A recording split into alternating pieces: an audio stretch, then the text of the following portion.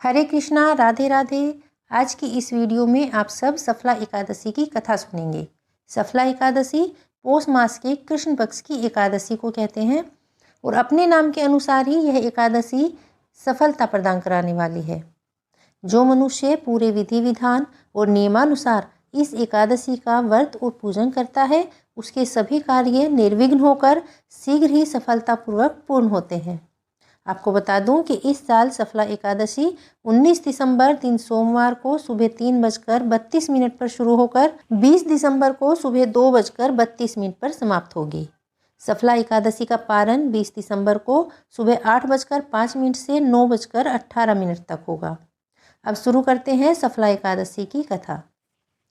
युधिष्ठिर बोले, पौष कृष्णा पक्ष में कौन सी एकादशी होती है और उसका क्या नाम है, क्या विधि है और किस देवता का पूजन होता है? हे जनार्दन, ये मुझसे विस्तार पूर्वक कहिए। श्री कृष्ण बोले, हे राजन, आपके स्नेह के कारण मैं कहता हूँ। पौष कृष्ण पक्ष में जो द्वादशी युक्त एकादशी होती है, उसकी विधि लोकहित के लिए मैं तुमसे कहूँगा। इस एकादशी का नाम सफला है। इसके अधिदेव नारायण है। विधि पूर्वक उन्हीं का पूजन करें। हे राजन, जो सदा एकादशी व्रत करते हैं वे सर्वथा मेरे प्रिय हैं। अब सफला एकादशी पूजन की विधि सुनो। व्रत के दिन अच्छे ऋतु फलों से मेरा पूजन करें।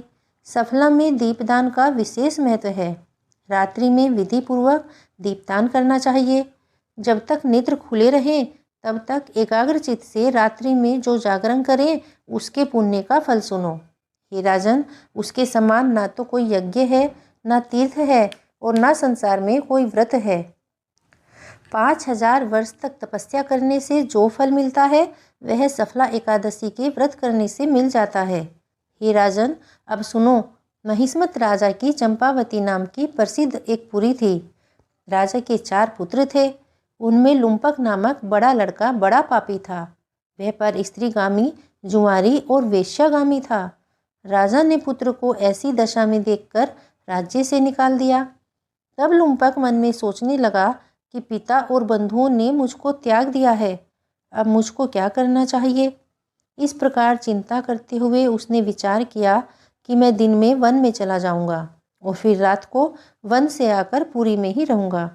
यह विचार करके वह वन में चला गया और नित्य जीव हिंसा और चोरी करने लगा। वहाँ अतीत प्राचीन एक पीपल का पेड़ था। उस वन में उस वृक्ष को देवता की तरह मानते थे। उसी स्थान पर वह पापी लुम्पक रहता था। निंदित और दुष्कर्म करते हुए उसको पौष कृष्णा सफला एकादशी का दिन आया। हे राजन, दशमी की रात्रि को वस्त्रहीन होने के कारण शीत से पीड़ित होकर वह बेहोश हो गया और शीत के कारण पीपल के नीचे उसको नींद नहीं आई और वह मृतक के समान हो गया। दांतों को कटकटाते हुए रात बीत गई। सूर्योदय होने पर भी उसको होश नहीं आया। सफला एकादशी के दिन लुम्पक पूरा दिन बेहोश पड़ा रहा। जब मध्याह्न हुआ तब उसको होश आया। चैतन्य होने के थोड़ी देर बाद वह अपने आसन से उठा और पग पग पर गिरता पड़ता लंगड़े की तरह चलने लगा। वह भूख प्यास से पीड़ित होकर वन में गया। ऐसे में उस दुष्ट लुम्पक को जीव हिंसा करने की भी शक्ति नहीं रही। जो फल भूमि पर पड़े हुए थे वह उन्हीं को उठा लाया और जब तक वह वहाँ आया तब तक सूर्य अस्त हो गया। हे तात, अब क्या होगा, ऐसा कहकर दुखी होकर विलाप करने लगा। वे सब फल पेड़ के नीचे रख दिए और रात में उसको नींद आ गई। इससे उसका जागरण हो गया। वे सब फल उसने पेड़ के नीचे रख दिए और पूरी रात उसको नींद नहीं आई और इस कारण उसका जागरण भी हो गया।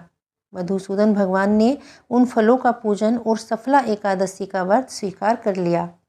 इस प्रकार लुम्पक ने अकस्मात ही व्रत कर लिया और इस व्रत के प्रभाव से भगवान प्रसन्न हुए और आकाशवाणी हुई कि सूर्य के उदय होने पर पिता के पास जाकर निष्कंटक राज्य का उपभोग करो। भगवान की कृपा से वह दिव्य रूप हो गया। सुंदर आभूषणों को धारण कर पिता के पास पहुंचा।